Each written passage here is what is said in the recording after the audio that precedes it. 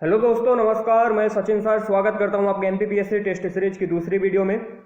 तो इस सीरीज में 20 प्रश्न होंगे। 20 के 20 प्रश्न बहुत ही महत्वपूर्ण है। हमें कमेंट में जरूर बताइएगा कि आपके 20 प्रश्न में से कितने प्रश्न सही हो रहे हैं। तो स्टार्ट करते हैं इस सीरीज को। पहला प्रश्न है आपका, मध्य प्रदेश में हाई कोर्ट की स्थापना किस वर्ष हुई थी? तो बहुत ही बढ़िया प्रश्न है। मध्य प्रदेश में हाई कोर्ट की स्थापना किस वर्ष हुई थी? आप सबको पता होगा कि मध्य प्रदेश का हाई कोर्ट जबलपुर में है। तो पूछ रहा है प्रश्न में कि मध्य प्रदेश का हाई कोर्ट जो है तो इसकी स्थापना किस वर्ष हुई थी? और ऑप्शन में दिए 1952, 1955, 1956 और 1962।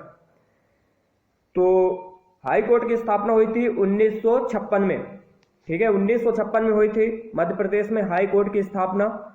और अगर ऐसा प्रश्न पूछ ले पेपर में कि देश का पहला हाई कोर्ट यानी कि उच्च न्यायालय, देश का पहला हाई कोर्ट कब और किस वर्ष, ठीक है, किस वर्ष स्थापित किया गया था और कहां पर स्थापित किया गया था?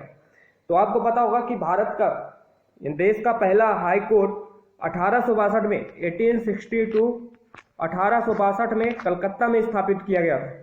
और मध्य प्रदेश का जो हाई कोर्ट कहां पर? जबलपुर में है। स्थापना कब हुई थी? तो 1956 में हुई थी। और देश का जो पहला हाई कोर्ट है तो वो 1862 में कोलकाता में स्थापित किया गया था।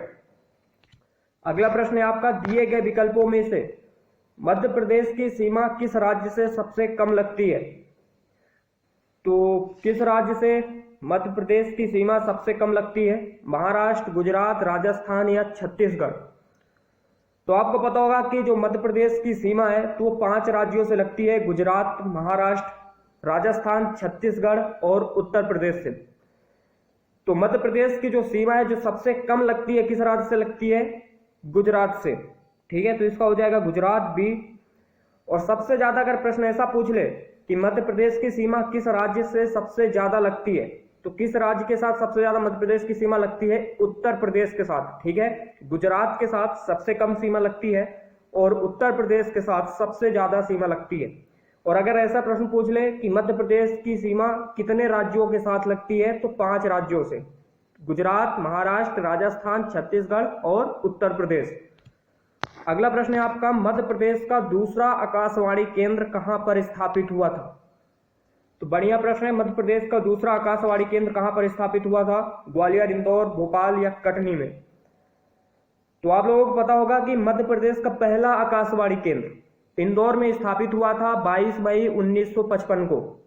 और दूसरा आकाशवाणी केंद्र भोपाल में स्थापित किया गया था 1956 में।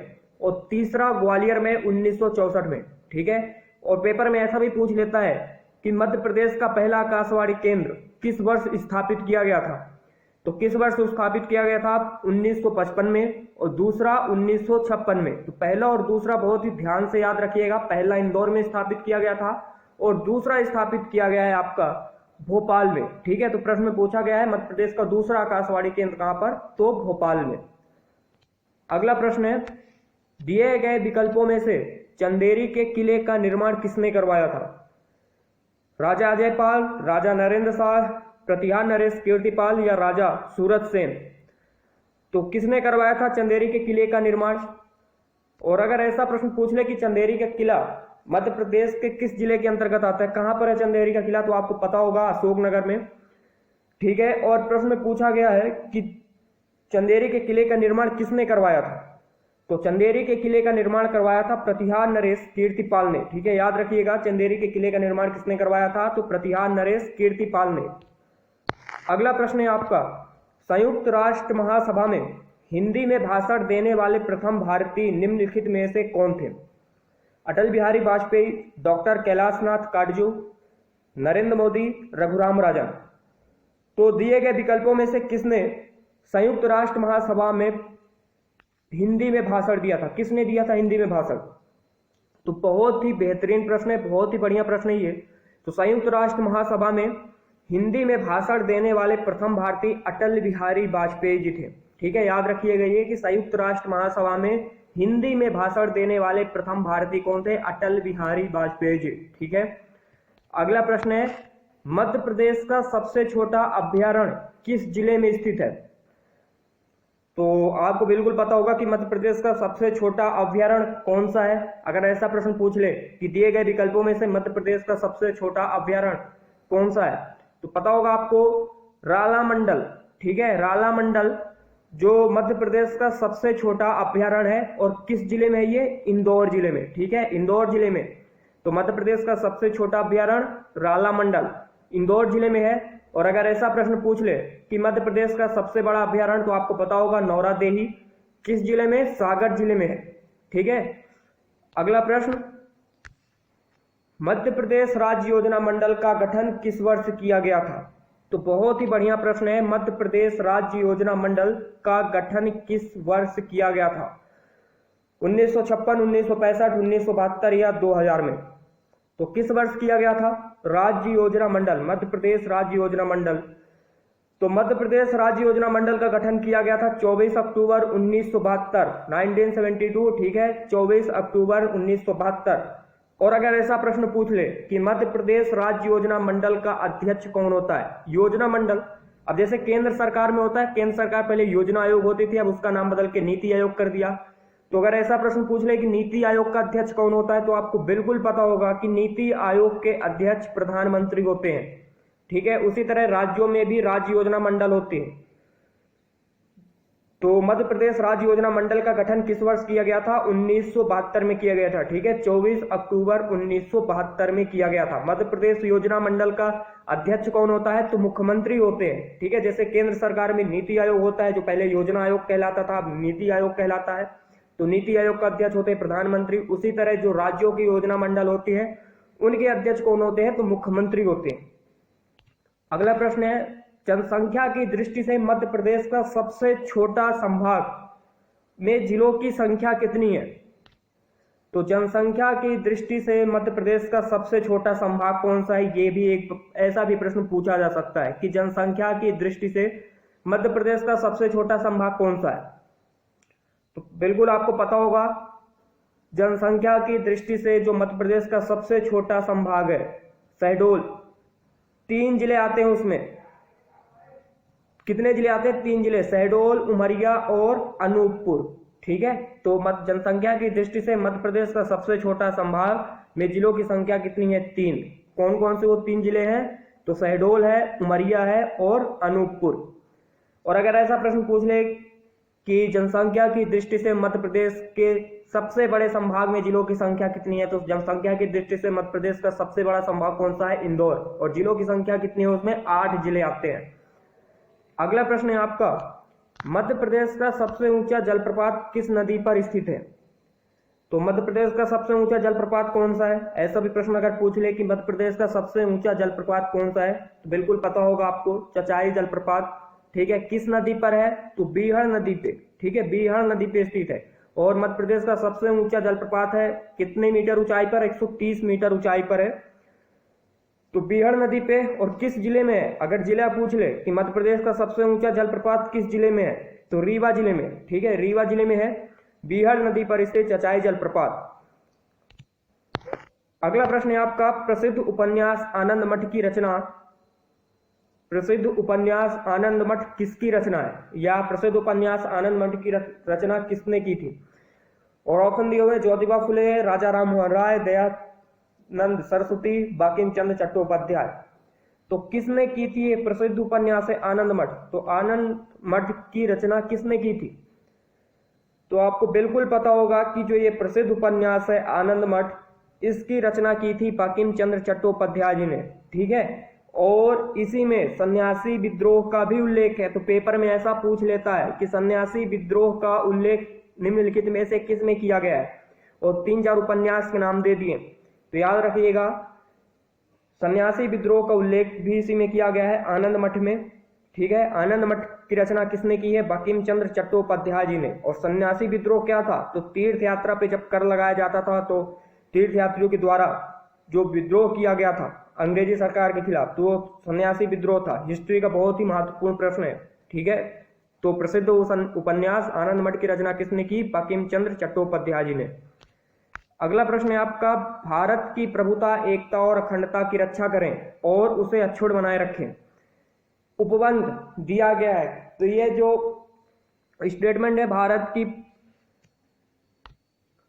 की प्रभुता, एकता और अखंडता की रक्षा करें और उसे अक्षुण्ण बनाए रखें, तो ये किस में दिया गया है? मौलिक अधिकार में कि प्रस्तावना में?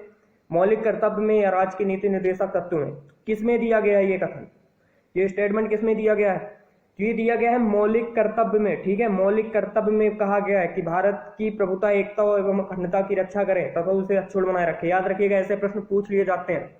तो किसमें दिया गया ये? मौलिक कर्तव्य में। अगला प्रश्न है आपका, मध्य प्रदेश में अंतिम बार राष्ट्रपति शासन किस वर्ष लगाया गया था?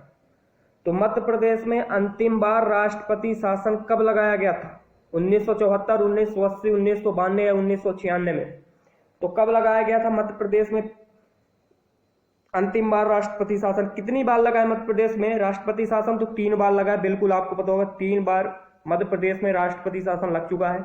जो अंतिम बार लगा था वो कब लगा था? 1992 में। ठीक है, 1992 में लगा था। पहली बार कब लगा था राष्ट्रपति शासन, किस वर्ष? 1974 में। दूसरी बार 1980 में और तीसरी बार लगा था 1992 में। ठीक है, ये तीनों। तो पहली बार कब लगा था? 1974 में, दूसरी बार 1980 में और तीसरी बार कब लगा था? 1992 में। तो बढ़िया प्रश्न है। अगला है, उच्च न्यायालय के न्यायाधीशों की सेवानिवृत्त आयु सीमा होती है? तो हाई कोर्ट के न्यायाधीशों की सेवानिवृत्त आयु सीमा कितनी है? 60 वर्ष, 62 वर्ष, 65 वर्ष या 70 वर्ष? तो बहुत ही बढ़िया प्रश्न। और हाई कोर्ट और इनकी वीडियो डली हुई है तो जरूर देखिएगा। तो उच्च न्यायालय यानी हाई कोर्ट के न्यायाधीशों के सेवानिवृत्त आयु सीमा कितनी है? 62 वर्ष। ठीक है, 62 वर्ष की आयु तक। ठीक है, उच्च न्यायालय के न्यायाधीशों की सेवानिवृत्त आयु सीमा कितनी होती है? 62 वर्ष। अगला प्रश्न, राज्य लोक सेवा आयोग के सदस्यों के आयु सीमा, राज्य लोक सेवा आयोग के सदस्यों की आयु सीमा 60 वर्ष से बढ़ाकर 62 वर्ष किस संविधान संशोधन द्वारा की गई थी? तो यहां से आपको एक चीज और पता चला, एक प्रश्न और बन सकता था। यहां पर बनता है कि राज्य लोक सेवा आयोग के सदस्यों की जो आयु, सदस्यों के जो नियुक्त किया जाता है तो कितने वर्षों तक की आयु सीमा है? तो 62 वर्ष। ठीक है, अब प्रश्न पूछा गया है कि पहले ये आयु होती थी 60 वर्ष, तो 62 वर्ष कब की गई? यानी कि राज्य लोक सेवा आयोग के जो सदस्य होते हैं इनकी आयु सीमा 60 वर्ष से बढ़ाकर 62 वर्ष किस संविधान संशोधन के द्वारा की गई थी? 41वें संविधान संशोधन अधिनियम या 42वें, 44वें या 46वें? तो कौन सा संविधान संशोधन होगा? 41वां संविधान संशोधन। ठीक है, 41वें संविधान संशोधन अधिनियम के द्वारा राज्य लोक सेवा आयोग के सदस्यों तथा संयुक्त राज्य लोक सेवा आयोग के सदस्यों की जो आयु सीमा होती है वो 60 वर्ष से बढ़ाकर 62 वर्ष कर दी गई है। ठीक है, ऐसा प्रश्न पूछा जा सकता है, याद रखिएगा, 41वां संविधान संशोधन अधिनियम। अगला प्रश्न है आपका, दक्षिण भारत से प्रधानमंत्री बनने वाले पहले नेता निम्नलिखित में से कौन थे? तो दक्षिण भारत से प्रधानमंत्री बनने वाले पहले नेता कौन है? P V Narasimha Rao, H D. देवगौड़ा, चरण सिंह, मोरारजी देसाई? तो कौन होंगे? और ये बहुत ही बेहतरीन प्रश्न है, पूछे जा सकते हैं ऐसे प्रश्न कि दक्षिण भारत से प्रधानमंत्री बनने वाले पहले नेता कौन थे? तो पीवी नरसिम्हा राव। ठीक है, पीवी नरसिम्हा राव ये दक्षिण भारत से प्रधानमंत्री बनने वाले पहले नेता थे, याद रखिएगा। अगला प्रश्न, निम्नलिखित में से कौन सा अधिवेशन भारतीय राष्ट्रीय कांग्रेस का मध्य प्रदेश में हुआ था? तो कौन सा अधिवेशन हुआ था जो मध्य प्रदेश में हुआ था भारतीय राष्ट्रीय कांग्रेस का? त्रिपुरा अधिवेशन, बेलगांव अधिवेशन, हरिपुरा अधिवेशन या रामगढ़ अधिवेशन? तो कौन सा अधिवेशन है जो भारतीय राष्ट्रीय कांग्रेस का, ऐसा कौन सा अधिवेशन है जो मध्य प्रदेश में हुआ था? तो त्रिपुरी अधिवेशन। ठीक है, और ये कहां पर है? जबलपुर में। ठीक है, और कब हुआ था? तो 1939 में। ठीक है, 1939 में। इसमें क्या हुआ था? सुभाष चंद्र बोस ने भारतीय राष्ट्रीय कांग्रेस से इस्तीफा दे दिया था। ठीक है, तो ऐसा भी प्रश्न पूछा जा सकता है कि सुभाष चंद्र बोस के द्वारा किस अधिवेशन में इस्तीफा दिया गया था भारतीय राष्ट्रीय कांग्रेस से? तो त्रिपुरा अधिवेशन से दिया गया था। और यह ऐसा अधिवेशन था जो मध्य प्रदेश में हुआ था और अभी वर्तमान में कहां पर है ये? तो जबलपुर में। ठीक है, अगला प्रश्न, भारतीय महिला विश्वविद्यालय की स्थापना निम्नलिखित में से किसने की थी? बहुत ही बढ़िया प्रश्न, भारतीय महिला विश्वविद्यालय की स्थापना निम्नलिखित में से किसने की थी? राजा राम मोहन राय, ईश्वरचंद विद्यासागर, सरोजिनी नायडू या डी.के. कर्वे? तो किसने की थी भारतीय महिला विश्वविद्यालय की स्थापना? बहुत ही बढ़िया प्रश्न है। तो डी.के. कर्वे इनके द्वारा की गई थी। ठीक है, इन्होंने भारतीय महिला विश्वविद्यालय की स्थापना की थी। कब की थी? किस वर्ष? 1916 में। ये भी याद रखिएगा, अगर ऐसा प्रश्न पूछ ले, भारतीय महिला विश्वविद्यालय की स्थापना किस वर्ष की गई थी? तो 1916 में की गई थी। और किसने की थी? तो डी के कर्वे ने की थी।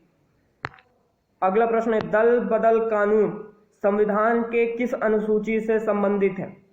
7वीं अनुसूची, 8वीं अनुसूची, 9वीं अनुसूची या 10वीं अनुसूची?